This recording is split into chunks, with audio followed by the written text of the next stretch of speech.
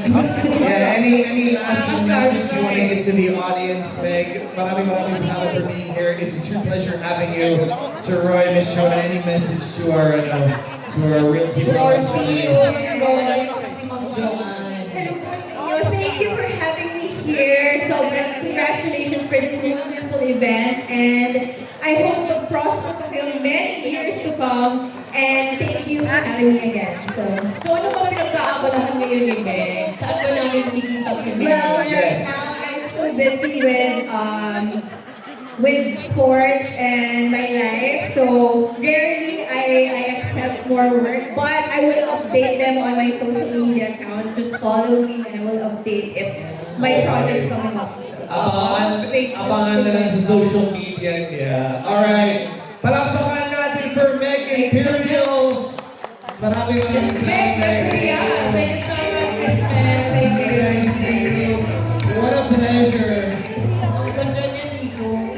Ito ha. Chismis na muna tayo habang nag-iisip si Meg. Kasi kanina, habang nag-iintay kami dun sa performances at saka kung anong magaganap dito sa stage, tinanong ko si Nico na personal basis. I-share ko na lang sa lahat, Nico. Sige, share mo lahat. Tinanong ko sa Nico, being single, if you give me the chance na magka-jowa ulit, take note ha, magka-jowa ulit, ano po i-consider mo na babae? Yung showbiz ba or non-showbiz?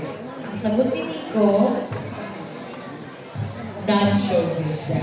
So pag may sikreto, sasabihin mo sa lahat. Alam ko na. Kinalat ko agad. Maraming salamat, Lord. Alam ko din ko bakit. Okay. Kasi excited sila malaman yun. Ganun ba? Kasi walang showbiz dito, lahat non-showbiz kasi. Lahat sila ng showbiz, so pwede may na. chance naman, alam ko na. Ayan. Kaya Mukhang just pwedeng feeling ako broker, hindi no? naman. Mukhang broker. Naitanong ko lang Nico kasi nakita ko kasi si Meg.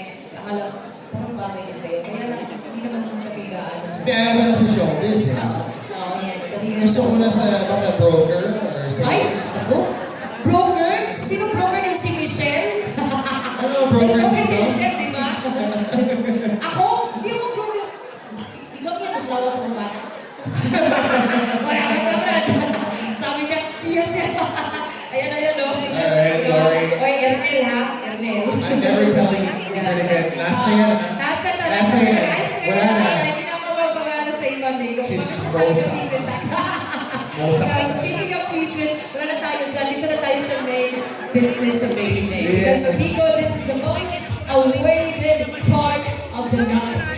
So, and we will proceed to the awarding of our last and final set of awards. That is our presidential awards. Yeah. This voiceover, what is the presidential award? Our presidential award is the highest level of award given to those who accumulated total combined percentage of 100% of royalty income from three income strategies, three income categories for one fiscal year. Yes. So this is actually the most coveted lineup, our presidential awardees. Before announcing that, we're going to show a short video on this screen before we announce our top 16. Yeah. Please shift your attention Let's to the begin screen. with our Bilis ka dyan. Ayan, agalit ka sa akin ha. Dahil nagkakalat ko. Ito na, ladies and gents, let's begin with our top 16. Once again tonight, we will be awarding our Presidential Awardees. Presidential Award is the highest level of award given to those who accumulated total combined percentage of 100% of royalty income from three income categories for one fiscal year.